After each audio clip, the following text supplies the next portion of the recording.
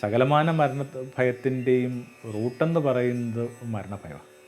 ആ മരണഭയത്തെ അഭിമുഖീകരിക്കാനായിട്ട് പഠിപ്പിക്കുന്നൊരു പുസ്തകം എന്ന നിലയിലാണ് പുതിയ നിയമം ഭയത്തിനകത്ത് നമുക്കൊരൊറ്റത്തുരുത്തായിട്ട് നിലനിൽക്കുന്നത്. ഭയം മാത്രം സാധ്യമായ വിധത്തിൽ നിലനിൽപ്പ് വല്ലാത്തൊരു ചോദ്യമായിട്ട് നിൽക്കുന്ന മനുഷ്യരിടയിലേക്ക് വരുന്ന ആ ദൂത് കുറേ കൂടി മുഴങ്ങട്ടെ ഈ കാലത്തിൽ. തമോന്മുഖം ജീവിതം പ്രഭാമയം സന്നിധാനം. കുരിയണത്തിലേക്ക് സ്നേഹവദനം. ക്രിസ്മസിന് ഇനി ഒരാഴ്ച കൂടിയുള്ളൂ. ഒത്തിരി ദൂത് ക്രിസ്മസുമായി ബന്ധപ്പെട്ട് ഈ തണുത്ത കാറ്റിൽ നമ്മളെ തേടി എത്തുന്നുണ്ട്. അതിലേറ്റവും പ്രധാനപ്പെട്ടത് ഫിയർ നോട്ട് എന്ന് പറഞ്ഞൊരു സ്റ്റേറ്റ്മെൻറ്റാണ്. ഭയപ്പെടരുത്. ഇതുമാത്രം ചെറിയ ചെറിയ ഭയങ്ങൾക്ക് കപ്പം കൊടുത്തിട്ടാണ് ഈ പ്രാണൻ നമ്മൾ കടന്നു പോകേണ്ടതായിട്ട് വരിക. എല്ലാ അർത്ഥത്തിലും ഭയപ്പെടാൻ കാരണങ്ങളുള്ള മനുഷ്യരായിരുന്നു ഇടയന്മാരെന്ന് പറയുന്നത്. ആടുകൾ വിശ്രമിക്കുമ്പോഴും അവർക്കിങ്ങനെ ചുരുണ്ടുകൂടി കിടക്കാനായിട്ടുള്ള അവകാശമോ അർഹതയില്ലായിരുന്നു. അവരിങ്ങനെ അക്ഷരാർത്ഥത്തിൽ ഈ കണ്ണിൽ എണ്ണ ഒഴിച്ചിരിക്കുക എന്ന് പറയുന്നൊരു സംഭവം ഉണ്ടല്ലോ, അത്രയും പേടിയുണ്ട് അവർക്ക് അവരും ഏർപ്പെട്ടുകൊണ്ടിരിക്കുന്ന ആ ജോലിയുമായി ബന്ധപ്പെട്ട. ഒരാടിനെയൊക്കെ കൈവിട്ട് പോയി കഴിഞ്ഞെന്നാൽ അതിന് തുല്യമായ ഒരു പണം അവരിൽ നിന്ന് ഈടാക്കുന്ന വിധത്തിൽ ഇങ്ങനെ വേതനമില്ലാതെയൊക്കെ മിക്കവാറും പേര് ജോലിയിൽ ഏർപ്പെട്ടുകൊണ്ടിരുന്ന ഒന്നായിരുന്നു ഈ ആടുകൾ മേയ്ക്കലോ നോക്കലോ എന്നൊക്കെ പറയുന്നത്. ഇടയന്മാരെന്നൊക്കെ പറയുന്ന ആ ഒരു വളരെ റൊമാൻറ്റിക്കായൊരു സങ്കല്പമൊന്നും ഈ പറയുന്ന പാവം മനുഷ്യരുമായിട്ട് ബന്ധപ്പെട്ട് നമ്മൾ നിലനിർത്തിക്കൂടാ. അതിങ്ങനെ പണിക്കാരാ, ജോലിക്കാരാ. ഈ ആട്ടിൻപറ്റൊന്നും അവരുടേതല്ല. അതുകൊണ്ടൊരു കരിയിൽ അനക്കം കേൾക്കുമ്പോൾ പേടിയാണ്. ഏതെങ്കിലും ഒരു വന്യമൃഗമായിരിക്കാം, മോഷ്ടാവായിരിക്കാം, കൂട്ടത്തിലൊന്ന് ഈ പതുക്കെ കൂട്ടം തെറ്റി ഇറങ്ങിപ്പോകുന്നതാവാം. അങ്ങനെ ഓരോ മിടുപ്പിലും ഭയം കൊണ്ട് നടക്കുന്ന ഈ മനുഷ്യരിലേക്കാണ് നിർഭയത്വത്തിൻ്റെ ആ ദൂത് ആ രാത്രിയിലെത്തുന്നത്. ഭയപ്പെടരുത്. പുതിയ ആരംഭിക്കുന്ന അങ്ങനെയാണെന്ന് പറയുന്നത്. പിന്നെ ഉടനീളം ഇതിങ്ങനെ മുഴങ്ങുന്നുണ്ട്. 2 വേദപുസ്തകങ്ങളിലുമായിട്ട് 365 തവണ കേൾക്കുന്ന വാക്കാണ് ഫിയർ നോട്ട് എന്നൊക്കെ ചിലയിടങ്ങളിൽ വായിച്ചു കണ്ടു. 365 ഡേയ്സ്. അതിങ്ങനെ ഒരു ആകസ്മികമായിട്ട് സംഭവിച്ചൊരു കാര്യമായിട്ട് ധരിക്കേണ്ട തോന്നുന്നു. ഓരോ പ്രഭാതത്തിലും ഓരോ ദിനത്തിലും ആരോ നിങ്ങളുടെ കാതുകളിൽ മന്ത്രിക്കുന്നുണ്ട്, ഭയപ്പെടരുത്. ഭയത്തിൻ്റെ ചെറുതും വലുതുമായ വേർഷനിലൂടെ കടന്നു പോകുന്ന ഒരു ജീവിതത്തിന് ഇതിനേക്കാൾ വലിയൊരു സുവിശേഷമോ മാർഗനിർദ്ദേശമോ ഇല്ല. എങ്ങനെ അവസാനിക്കുന്നത്? പുറത്ത് കടക്കാൻ ഭയമുള്ള ഒരു 11 മക്കളാണ്. അവർക്ക് കർമ്മം കൊണ്ട് കിട്ടിയ ഒരു അമ്മ മേരി. ഇവരിങ്ങനെ ഒരു അടച്ചിട്ട മുറിക്കകത്ത് പ്രാർത്ഥിച്ചുകൊണ്ടിരിക്കുമ്പോഴാണ് അവരടുക്കലേക്ക് വന്നിട്ട് അവിടെ നിന്ന് പറഞ്ഞു, ഭയപ്പെടരുത്. അപ്പം ഇതിൻ്റെ ഒരു ദൂതാത്. അലയുന്ന മനുഷ്യർ, പാർപ്പിടമില്ലാത്ത മനുഷ്യർ, ഇങ്ങനെ എല്ലാത്തരം മനുഷ്യർക്ക് വേണ്ടിയുമുള്ള ദൂതായത്. ക്രിസ്മസിലൊക്കെ നമ്മളത് ഒരു പക്ഷേ മറന്നിട്ടുണ്ടാവും. അങ്ങനെ കാര്യമായ ഒരു സുരക്ഷിതത്വമില്ലാതെ പോകുന്നൊരു കുടുംബത്തിൻ്റെ പേരായി തിരുക്കുടുംബം എന്നൊക്കെ പറയുക. അതിനകത്ത് പിറന്ന കുഞ്ഞിന് ജീവനുമായി ബന്ധപ്പെട്ട വലിയ ഭയത്തിന് കാരണമുണ്ട്. ഭരിക്കുന്ന രാജാവ് അന്വേഷിക്കുന്ന ഒരു കുരുന്നു ജീവൻ കൂടിയാണ് ഇപ്പോൾ ഈ പറയുന്ന പുൽത്തൊട്ടിയിൽ കാണുന്ന ഈ കുഞ്ഞ്. ഇങ്ങനെ ഭയം മാത്രം സാധ്യമായ വിധത്തിൽ നിലനിൽപ്പ് വല്ലാത്തൊരു ചോദ്യമായിട്ട് നിൽക്കുന്ന മനുഷ്യരിടയിലേക്ക് വരുന്ന ആ ദൂത് കുറേ കൂടി മുഴങ്ങട്ടെ ഈ കാലത്തിൽ. ഏതെങ്കിലും തരത്തിലൊക്കെ മനുഷ്യരുടെ ഭയങ്ങൾ ലഘൂകരിക്കാനായിട്ട് ചില ശ്രമങ്ങളിലോ ചില ശ്രദ്ധകളിലൊക്കെ ഏർപ്പെടേണ്ട ഒരു കാലം കൂടിയത്. പല ഭയങ്ങളും മനുഷ്യനെ കൊണ്ട് എത്തിക്കുന്നതിൻ്റെ വലിയ ആഘാതങ്ങളെ കുറിച്ച് നമുക്ക് നല്ല ധാരണയുണ്ട്. ഇപ്പം അടുത്ത ദിവസവും ഇങ്ങനെ കേട്ടു, ഒറ്റയ്ക്ക് പാർക്കുന്ന തൻ്റെ ഒരു അമ്മാവനെക്കുറിച്ച് വളരെയേറെ നന്മയുള്ളൊരു മോൻ പറയുന്നത്, ഇങ്ങനൊരു പോലീസ് കേസ് ഉണ്ടാകുമെന്നുള്ളൊരു ഭയത്തിൽ നിന്നാണ് ഇയാളുടെ എല്ലാ പ്രശ്നങ്ങളും ആരംഭിക്കുന്നത്. പിന്നെ പുറത്തിറങ്ങാതെ ആയി, ജാലകങ്ങൾ കൊട്ടിയടച്ചു, ഇങ്ങനെ ഇരുട്ടിലേക്ക് മനുഷ്യനിങ്ങനെ വല്ലാതെ പെട്ടുപോവുകയാണ്. ചെറിയാച്ചൻ്റെ ക്രൂരകൃത്യം എന്നൊക്കെ പറഞ്ഞുകൊണ്ടൊരു ജോൺ അബ്രഹാം ഫിലിമൊക്കെ ഓർക്കുന്നുണ്ട്. അതൊക്കെ ഇങ്ങനെ ഭയം തന്നെയാണ് ഇതിൻ്റെ കൺസെപ്റ്റ്. ഭയം മനുഷ്യൻ്റെ ഏറ്റവും പ്രാചീനമായൊരു വികാരമായിട്ടാണ് നമ്മൾ ഗണിക്കുന്നത്. അങ്ങനെ നമുക്ക് മനസ്സിലാവുന്നത്. ഇമോഷൻസ് ഓഫ് ഹ്യൂമൻ ഹിസ്റ്ററി എന്ന് പറയുന്ന ഒരു സോൾഡായൊരു വർക്കുണ്ട്. ഒരു 10ഓളം മനുഷ്യൻ്റെ വൈകാരിക മനോഭാവങ്ങളെ പഠിച്ച് ഒരു വളരെ ലേമന് വായിക്കാൻ പറ്റുന്ന എന്നെ കണക്കൊക്കെ ഒരു കാര്യമായിട്ടൊരു സയൻറ്റിഫിക് ഒരു കാര്യത്തെക്കുറിച്ച് അത്ര ധാരണയോ എളുപ്പമോ അല്ലാത്ത ഒരാൾക്കൊക്കെ വായിക്കാൻ പറ്റുന്നൊരു പുസ്തകമാണ്. അപ്പം അതിനകത്ത് ആദ്യം പരാമർശിക്കപ്പെടുന്ന പദം ഫിയർ എന്നാണ്. എല്ലാത്തരം ഭയങ്ങളുടെയും ആദിരൂപമെന്ന് പറയുന്നത്, അതിൻ്റെ ഏറ്റവും ആരംഭത്തിലെ വികാരം എന്ന് പറയുന്നത് ഭയമാണെന്ന് പറയും. നമ്മളിപ്പോൾ ആചരിച്ചുകൊണ്ടിരിക്കുന്ന ആ മതവും ധാർമ്മികതയും ദൈവബോധവും ഒക്കെ വാസ്തവത്തിൽ ഭയത്തിൻ്റെ പരിസരത്തിൽ നിന്ന് പഠിച്ചാണെന്നൊക്കെയാണ് അതിനകത്തുള്ള നമുക്ക് പോലും മനസ്സിലാകുന്ന ഒരു നിഗമനം. മനുഷ്യൻ്റെ ഭയമായിരുന്നു അവൻ്റെ ഈശ്വരാന്വേഷണത്തിൻ്റെ ഏറ്റവും പ്രധാനപ്പെട്ട ഒരു ഘടകമായിട്ട് പിന്നീട് മാറുന്നത്. എന്തായിരുന്നു ആദ്യ മനുഷ്യൻ്റെ ഭയം? ആദ്യ മനുഷ്യൻ്റെ ഭയം മറ്റൊരു മനുഷ്യനായിരുന്നില്ല, വന്യമൃഗവുമായിരുന്നില്ല. കാരണം പരസ്പരം അഭിമുഖീകരിക്കേണ്ട ആവശ്യമില്ലാത്ത വിധത്തിൽ ഭൂമി വലിയ വിശാലമായ ഒരിടമായിരുന്നു. മനുഷ്യൻ എവിടെ വേണമെങ്കിലും അങ്ങോട്ടും ഇങ്ങോട്ടുമൊക്കെ ബൈപ്പാസ് ചെയ്ത് ജീവിക്കാൻ പറ്റുന്നൊരു കാലത്തിനകത്ത് മറ്റൊരു ശത്രു എന്ന് പറയുന്നൊരു ശത്രുവായ മനുഷ്യൻ എന്ന് പറയുന്നൊരു സംഭവം ഭൂതലത്തിൽ ആരംഭിച്ചില്ലെന്നാണ് പറയുക. പിന്നെ എന്തായിരുന്നു അയാളുടെ ഭയം? അയാളുടെ ഭയം എന്ന് പറയുന്ന മരണഭയം. മനുഷ്യർക്ക് താരതമ്യേന ചെറിയ ഒരു സ്പാൻ ഉണ്ടായിരുന്നൊരു കാലത്തിലൊക്കെ ആയിരിക്കണം ഈ ഗോത്ര ആ ഒരു കാലമൊക്കെ പറയുന്നത്. വളരെ ആരോഗ്യവാനായൊരു മനുഷ്യൻ, ജോലി ചെയ്തുകൊണ്ടിരുന്ന മനുഷ്യൻ, വേട്ടയാടിക്കൊണ്ടിരുന്ന മനുഷ്യൻ, കുഞ്ഞുങ്ങളെ റേസ് ചെയ്തുകൊണ്ടിരുന്നൊരു മനുഷ്യൻ പെട്ടെന്നൊരു ദിവസം ഒരു തിരി കെട്ടുപോകുന്ന കണക്ക് അടഞ്ഞു പോവുകയാണ്. മനുഷ്യർ അണഞ്ഞു പോകുന്നു, മനുഷ്യർ കെട്ടുപോകുന്നു, മനുഷ്യരുടെ ആയുസ്സിന് ദൈർഘ്യമില്ല എന്ന് പറഞ്ഞ ആ മരണമെന്ന് പറയുന്ന വല്ലാത്തൊരു വാക്കാണ് മനുഷ്യൻ്റെ ആദ്യത്തെ ഭയം. എല്ലാ ഭയങ്ങൾക്കകത്തും ആ മരണഭയത്തിൻ്റെ പൊടിപ്പണ്ടെന്നാണ് പറയുക. ഇപ്പോൾ അപമാനത്തെക്കുറിച്ച് നിങ്ങൾക്ക് ഭയമുണ്ടെങ്കിൽ ആർക്കാണ് അതിനകത്ത് ഭയമില്ലാത്തത്?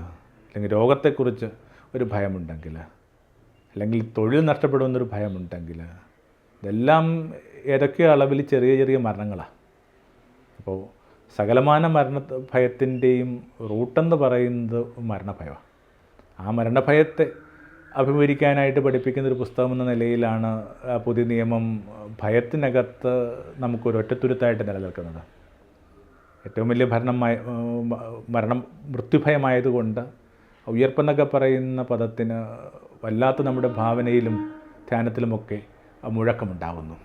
അപ്പോൾ ഈ ഭയവുമായി ബന്ധപ്പെട്ട ഒത്തിരി പ്രതിസന്ധികളുണ്ട്. ഏറ്റവും ഭംഗിയായിട്ടത് പറയുന്നത് ജോണാണ്. ജോൺ പറയുന്നത് in fear there is punishment എന്ന് പറയുന്ന അതിലൊരു ക്ലാസിക് വാക്കുണ്ട്. എല്ലാ ഭയത്തിനകത്തും ഒരു പ്രഹരമുണ്ട്. അതിങ്ങനെ പല രീതിയിൽ അതിന് മീതെ ഡിസ്കോഴ്സുകൾ നടന്നിട്ടുണ്ട്. അപ്പോൾ പല രീതിയിൽ അതിന് മീതെ പ്രഭാഷണങ്ങളും ചർച്ചകളും ഒക്കെ നടന്നിട്ടുണ്ട്. എന്തായിരിക്കണം ഈ ഭയത്തിൽ സംഭവിക്കുന്ന പ്രഹരം എന്നൊക്കെ ഉള്ളത്. എന്തായാലും അതിനകത്ത് ശ്രദ്ധിക്കേണ്ട ഒരു കാര്യം ഇയ്യോബ് പറഞ്ഞൊരു കാര്യമാണ്. തനിക്ക് ഈ പറയുന്ന സകലമാന ദുരന്തങ്ങളും വന്നു കഴിയുമ്പോഴേക്കും ഈ മനുഷ്യൻ ഇങ്ങനെയാണ് പറയുന്നത്, ഞാൻ ഭയപ്പെട്ടത് എനിക്ക് സംഭവിച്ചു. അതിൻ്റെ അർത്ഥം എല്ലാ സൗഭാഗ്യങ്ങളും എല്ലാ ഐശ്വര്യങ്ങളും കൈയാളിരുന്ന കാലത്ത് തന്നെ ഇയാൾക്കൊരു പേടിയുണ്ടായിരുന്നു, എന്നെങ്കിലും ഒരു ദിവസം താൻ ഇതിനകത്തുനിന്നൊക്കെ ഈ പറഞ്ഞ ഡിസ്മാൻഡിൽ ഇതിനകത്തുനിന്നൊക്കെ ഡീറോബ് ചെയ്യപ്പെടുമെന്ന് പറയുന്ന ഒരു സംഭവം ഈ മനുഷ്യൻ്റെ സങ്കല്പത്തിൽ കിടപ്പുണ്ട്. എന്തെങ്കിലുമൊക്കെ ഇതൊക്കെ അഴിഞ്ഞു പോകും, എല്ലാ ഐശ്വര്യങ്ങളും അഴിഞ്ഞു പോകും. അതുകൊണ്ടായിരിക്കണം ഓരോരോ കാര്യങ്ങൾ സംഭവിച്ച് ഇങ്ങനെ ഏറ്റവും വ്രണിതനായിട്ട് നിൽക്കുമ്പോൾ, ഇങ്ങനെ വലിയ തകർക്കപ്പെട്ട ഒരു മനുഷ്യനായിട്ട് നിൽക്കുമ്പോൾ ഇയാൾ തന്നോട് നടത്തുന്ന ഒരു ആത്മഗതമാണത് ഞാൻ ഭയപ്പെട്ടത് എനിക്ക് സംഭവിച്ചു. ഗുരുനിത്യമായിട്ട് ബന്ധപ്പെട്ട് അങ്ങനൊരു കാര്യം വായിച്ചിട്ടുണ്ട്. ഗുരുനിത്യം ഇങ്ങനെ നിരന്തരം അലഞ്ഞുകൊണ്ടിരുന്നൊരു മനുഷ്യനാണ്. വളരെ കുറച്ച് വിശ്രമവും ഒക്കെ ആയിട്ട് പരമാവധി മനുഷ്യരിലേക്ക് എത്താനും ദേശങ്ങളിലേക്ക് എത്താനും വേണ്ടി ഈ മനുഷ്യൻ ഇങ്ങനെ സഞ്ചരിച്ചു കൊണ്ടേയിരുന്നു. അപ്പം അദ്ദേഹത്തിൻ്റെ ഒരു ആചാര്യൻ അദ്ദേഹത്തോട് പറഞ്ഞു, നിത്യ, നിനക്ക് പക്ഷാഘാതം വരാതിരിക്കാനായിട്ട്, സ്ട്രോക്ക് വരാതിരിക്കാനായിട്ട് ശ്രദ്ധിച്ചോളണം. പക്ഷെ ആ ഒരു വാക്ക് ഈ മനുഷ്യനിൽ വല്ലാത്തൊരു പേടി ഉണ്ടാക്കിയെന്നാണ് പറഞ്ഞത്. ഏതെങ്കിലും ഒരു ഘട്ടത്തിനകത്ത് അത്തരമൊരു ബുദ്ധിമുട്ട് തനിക്ക് വരുമോ ഇല്ല എന്നൊക്കെ. ഇതുമായിട്ട് ഡയറക്റ്റ് ബന്ധമുള്ള കാര്യങ്ങളെന്ന് നമുക്കറിയാം. പക്ഷേ അതൊരു വൾണറബിൾ മേഖലയാണ്. ഒരു പ്രത്യേക ഭയം ഒരു പ്രത്യേക രീതിയിൽ നിങ്ങളെ വീക്കാക്കുന്നുണ്ട്. അതുകൊണ്ട് മാത്രം സംഭവിക്കുന്ന കാര്യമാണ് രോഗമെന്ന് പറയുന്ന വിധത്തിൽ ഈ ഒരു സയൻറ്റിഫിക് ടെമ്പർ ഇല്ലാത്തൊരു സ്റ്റേറ്റ്മെൻറ്റായിട്ട് ഇതിനെടുക്കരുത്. പക്ഷേ അതിനകത്തൊരു വൾണറബിലിറ്റി എന്ന് പറയുന്നൊരു പ്രശ്നമുണ്ട്. പിന്നീട് നമ്മൾ വായിച്ച് കേൾക്കുന്നു, അദ്ദേഹത്തിന് സ്ട്രോക്ക് ഉണ്ടാവുന്നു. അപ്പം അതിനുശേഷം അത് കഴിഞ്ഞൊരു കുറിപ്പിനകത്താണ് ഈ ഒരു കാര്യം അത് അനുസ്മരിക്കുന്നത്. ഞാൻ ഭയപ്പെട്ട കാര്യം എനിക്ക് സംഭവിക്കുന്നു. അപ്പോൾ ഇത്രയും ഭയങ്ങൾ നമ്മുടെ ജീവിതത്തെ എന്തുമാത്രം ഇങ്ങനെ ക്രഷ് ചെയ്യുന്നുണ്ട്. എന്തുമാത്രം ഭംഗിയായിട്ട് ജീവിക്കേണ്ട, എന്തുമാത്രം പൂർണ്ണമായിട്ട് ജീവിക്കേണ്ട, വ്യവസ്ഥിതിൻ്റെ ഭാഷയിൽ എന്തുമാത്രം സമൃദ്ധമായിട്ട് ജീവിക്കേണ്ട ജീവിതമാണ് ഈ ഭയത്തിലിങ്ങനെ വല്ലാതെ ചുരുങ്ങിക്കൊണ്ടിരിക്കുന്നത്, വല്ലാതെ ഷ്രിങ്ക് ചെയ്യപ്പെട്ടുകൊണ്ടിരിക്കുന്നത്. നമ്മുടെ സാധ്യതകളൊക്കെ അടഞ്ഞു പോവുകയാണ്. പാടുന്നതിനെക്കുറിച്ചൊക്കെ നമ്മൾ പറയാറില്ലേ, ഈ നമ്മൾ കുളിമുറിയിൽ പാടാത്ത ആരാ ഉള്ളതെന്ന്. കുളിമുറിയിൽ എന്തുകൊണ്ടാണ് നിങ്ങൾക്ക് പാടാൻ പറ്റുന്നത്? നിങ്ങളതിനകത്തൊന്നും ഭയപ്പെടുന്നില്ല. ഈ ഒരു 4 ചുവരിൻ്റെ സുരക്ഷിതത്തിനകത്ത് നിങ്ങൾ എന്ത് പാടുന്നു, എന്ത് ചെയ്യുന്നു എന്നുള്ളതിനെക്കുറിച്ച് ഒരാളും കാണില്ലെന്ന് കേൾക്കുന്നില്ലെന്ന ധൈര്യത്തിനകത്ത് നിങ്ങളിങ്ങനെ ഉറക്കെ പാടുന്നു പറയുന്നൊരു സംഭവം തന്നെ സൂചിപ്പിക്കുന്നത് ഭയരാഹിത്യത്തിൽ നമുക്ക് ലഭിക്കുന്ന ചില സാധ്യതകളുടെ സൂചന തന്നെയാണ്. അപ്പോൾ എന്നെ പൂർണ്ണമാക്കാനായിട്ട് അനുവദിക്കാത്ത ഒന്നായിട്ട് തന്നെ നമ്മൾ ഈ ഭയത്തെ കാണേണ്ടതുണ്ട്. വിശ്വാസവും പ്രത്യാശയും ഒക്കെ ഈ ഭയത്തിൻ്റെ അളവിനെ കുറക്കുമെന്ന് നമുക്കറിയാം. വസ്തുത്തിൽ ചില അടുത്ത കാലത്തൊക്കെ ആയിട്ട് ഞങ്ങളുടെ ക്യാമ്പിലൊക്കെ ഞങ്ങൾ ചെയ്യുന്ന ഒരു കുഞ്ഞ് എക്സസൈസ് അതാ വസ്തു. ഇങ്ങനെ ഒരു 2 പേര് വെച്ച് ഇങ്ങനെ ജോഡികളായിട്ട് പെയറായിട്ട് തിരിച്ചതിന് ശേഷം ഇങ്ങനെ പുറകോട്ട് നടക്കാനായിട്ട് ആവശ്യപ്പെടും. അപ്പോൾ നമ്മളുടെ ധാരണ ഈ എതിരെ നിൽക്കുന്ന, ഫേസ് ടു ഫേസ് നിൽക്കുന്ന ആ വ്യക്തി നമ്മളെ സഹായിക്കുന്നുള്ളത് തന്നെയാണ്. അതിനുവേണ്ടിയാണ് ഈ ജോഡികളാക്കുന്നത്. ആദ്യമൊക്കെ അതൊരു വലിയ സ്പോർട്ടീവായിട്ടോ കുസൃതിയിലൊക്കെ ആരംഭിച്ച് കഴിഞ്ഞാൽ പോലും ഈ പുറകോട്ട് നടക്കും തോറും അത് അത്ര എളുപ്പമുള്ളൊരു കാര്യമായിട്ട് നമുക്ക് തോന്നുന്നില്ല. അങ്ങനെ വല്ലാത്ത ഒരു ഭയം വരികയും ശ്വാസമെടുപ്പ് വർദ്ധിക്കുകയും ശ്വാസം കിട്ടാതെ പോവുകയൊക്കെ ചെയ്യുന്ന സാഹചര്യങ്ങൾ പോലും അപൂർവമായിട്ടെങ്കിലും ഉണ്ടായിട്ടുണ്ട്. അതിൻ്റെ അർത്ഥം ഈ ട്രസ്റ്റിൻ്റെ ഒരളവ്, ഒരു വിശ്വാസത്തിൻ്റെ ഒരു അളവ് കുറയുന്നതനുസരിച്ചിട്ട് ഈ ഭയം വർദ്ധിക്കുമെന്ന് പറയുന്നൊരു സിമ്പിളായ കണ്ടെത്തലാണ് അതിനകത്ത്. ഈ സമ്രായുടെയൊക്കെ കഥ കേട്ടിട്ടില്ലേ? ഇങ്ങനെ അയാളും അയാളുടെ ഭാര്യയും കൂടി ആയോധന കലയ്ക്കകത്ത് പ്രാവീണ്യമുള്ള ഒരു സെഗ്മെൻറ്റ്, ജാപ്പാനീസ് സെഗ്മെൻറ്റിനെ വിളിക്കുന്ന വാക്കാണ് നമ്മൾ ഈ സമ്രായി എന്നൊക്കെ പറയുന്നത്. അപ്പോൾ അയാളുടെ ഭാര്യയുമായിട്ട് ഒരു യാത്ര പോവുകയാണ്. പെട്ടെന്ന് ഒരു വല്ലാത്തൊരു കാറ്റിലും കോളിലും ഒക്കെ പെട്ട് വഞ്ചി ഇങ്ങനെ ഉലയാൻ തുടങ്ങി. ഈ സ്ത്രീ ഇങ്ങനെ നിലവിളിക്കുക, തങ്ങൾ നശിക്കുമെന്നൊക്കെ നിശ്ചയിച്ച മട്ടിലിങ്ങനെ നിലവിളിച്ചുകൊണ്ടിരിക്കുമ്പോൾ പെട്ടെന്ന് ഇയാൾ കാട്ടുന്ന ഒരു ഡ്രാമയുണ്ട്. അയാൾ ഈ വാളങ്ങട് ഊരിയിട്ട് അവളുടെ ആ തൊണ്ടക്കുഴിയിൽ വാൾ വെച്ചു. ആദ്യം ഈ സ്ത്രീ നാം വരുന്നു, പിന്നെ അവളങ്ങോട്ട് ഉറക്കെ ചിരിക്കാൻ തുടങ്ങി. അപ്പോൾ ഇയാൾ പരമാവധി ഗൗരവമൊക്കെ തൻ്റെ മുഖത്ത് ഇങ്ങനെ നടിച്ചുകൊണ്ട് അത് കൂടുതൽ ശക്തമായിട്ട് അവളിലേക്ക് ഇങ്ങനെ അത് നീട്ടാൻ തുടങ്ങി. അപ്പോൾ അവളുടെ ചിരി വീണ്ടും വീണ്ടും കൂടിക്കൊണ്ടിരിക്കുക. അപ്പോൾ അയാൾ ചോദിക്കുന്നുണ്ട്, നിനക്ക് വാളിന് ഭയമില്ലേ? അപ്പോൾ പറഞ്ഞു, എനിക്ക് വാളിന് ഭയമുണ്ട്. പിന്നെ എങ്ങനെയാണ് നിനക്ക് ഇത്രയും ലാഘവത്തോടെ കാര്യങ്ങൾ എടുക്കാൻ പറ്റുന്നത്? ആ വാളിരിക്കുന്നത് നിങ്ങളുടെ കരങ്ങളിൽ. നിങ്ങളെനിക്ക് അഹിതമായിട്ടുള്ള ഒന്നും അപകടകരമായിട്ടുള്ള ഒന്നും ചെയ്യാനായിട്ട് എന്നെ വിട്ടുകൊടുക്കില്ല, നിങ്ങളത് അനുവദിക്കില്ല. കുട്ടികളൊക്കെ ഭാഷയിൽ മോറൽ ഓഫ് ദ സ്റ്റോറി വളരെ വ്യക്തമാണ്. എന്തുമാത്രം ദുര്യോഗങ്ങൾ അഭിമുഖീകരിക്കേണ്ടി വരുമ്പോഴും, എന്തുമാത്രം ഭയത്തിന് കാരണമായ ഇടങ്ങളിൽ പെട്ടുപോകുമ്പോഴും നമ്മുടെ ധൈര്യം എന്ന് പറയുന്നത് ഇതിനെയൊക്കെ കൈയാളുന്ന ഒരാളുണ്ട്. അയാളെക്കുറിച്ചുള്ള ധൈര്യമാണ്. അപ്പോൾ ഭയത്തിൽ നിന്ന് പുറത്ത് കടക്കുക എന്ന് പറയുന്നത് അത്ര ലളിതമല്ലെന്ന് കരുതുമ്പോൾ പോലും ചിലപ്പോൾ തോന്നാറുണ്ട് കുഞ്ഞു കുഞ്ഞു വിശ്വാസങ്ങൾക്ക് ചിലപ്പോൾ ഈ പുറത്ത് കടക്കാനായിട്ട് നമ്മളിതിനകത്ത് വലിയൊരു കാറ്റലിസ്റ്റായിട്ട് സഹായകരമായിട്ട് മാറുമെന്നൊരു തോന്നലുണ്ട്. എപ്പോഴും നമ്മൾ കഴിഞ്ഞ വാരത്തിലൊക്കെ സംസാരിച്ചൊരു വിഷയം തന്നെ ഈ അബക്ക വിശ്വാസം എന്ന് പറയുന്ന സംഭവമാണ്. എങ്ങനെ ഈ അബക്ക വിശ്വാസങ്ങൾ രൂപപ്പെടുന്നത്? അത് ഭയത്തിൻ്റെ പശ്ചാത്തലത്തിൽ നിന്നാണ്. ഭയത്തെ നിലനിർത്തുകയോ ഭയത്തിൽ നിന്ന് പൊടിക്കുകയോ ചെയ്ത എന്തിനേയും വിളിക്കേണ്ട വാക്കാണ് അബക്ക വിശ്വാസം.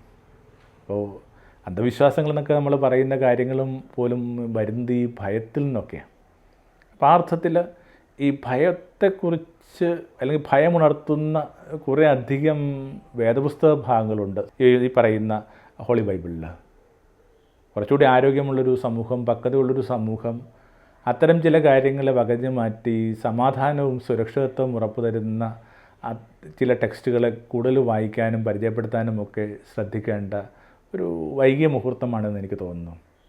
കാരണം നമ്മൾ വായിക്കുന്ന എല്ലാ പഴയ നിയമ ടെക്സ്റ്റുകളും അതിൽ തന്നെ ചിലപ്പോൾ ഭയത്തെ നിലനിർത്താനായിട്ട് പ്രേരിപ്പിക്കുന്ന ടെക്സ്റ്റുകളൊക്കെ ഉണ്ട്. യേശുവിനെ പഠിക്കുമ്പോൾ നമുക്കറിയാം, യേശു ഏറ്റവും കൂടുതൽ ഉപയോഗിച്ചതും ഇഷ്ടപ്പെട്ടതും ഏശയുടെ പുസ്തകം. വേറെയുമൊക്കെ ടെക്സ്റ്റുകൾ നിശ്ചയമായിട്ടും അവിടുന്ന് പാർത്ത നാടിൻ്റെ ഒരു സഞ്ചിതജ്ഞാനമെന്ന നിലയിൽ അവിടുന്ന് പരിചയപ്പെട്ടിട്ടുണ്ട്. പക്ഷെ അതൊന്നും യേശു അധികം ഉപയോഗിച്ചതായിട്ട് നമുക്ക് തോന്നുന്നില്ല. അപ്പോൾ ചിലപ്പോഴെങ്കിലും പ്രഭാഷകരും ധ്യാനകേന്ദ്രങ്ങളിലുമൊക്കെ ഈ ഭയമുണർത്തുന്ന ടെക്സ്റ്റുകൾ പാഠഭാഗങ്ങളെടുത്ത് വായിക്കുകയും അതിനെ വ്യാഖ്യാനിക്കുകയും അതിനെ വിശദീകരിക്കുകയും ഒക്കെ ചെയ്യുമ്പോൾ വളരെയേറെ വിശ്വാസത്തിന് ഇടം കൊടുക്കുമെന്നൊക്കെ കരുതുന്ന ഇതേ ഇടത്തിൽ നിന്ന് തന്നെ ഒരുപക്ഷെ സമാന്തരമായിട്ട് ഈ അന്ധവിശ്വാസങ്ങൾക്കുള്ള സാധ്യതകളും ഉയരുകയോ ഉണരുകയോ നിലനിൽക്കുകയോ ഒക്കെ ചെയ്യുന്നുണ്ട്. അപ്പോൾ ഭയത്തിൻ്റെ അളവിനെ എങ്ങനെ കുറക്കാമെന്നുള്ളത് തന്നെയാണ് പ്രധാനം. എല്ലാ അർത്ഥത്തിലും ക്രിസ്മസിൻ്റെ ദൂതുകളിലൊന്നായിട്ട് അതിനെടുത്താൽ നല്ലതാണ്. തമോന്മുഖം ജീവിതം പ്രഭാമയം സന്നിധാനം.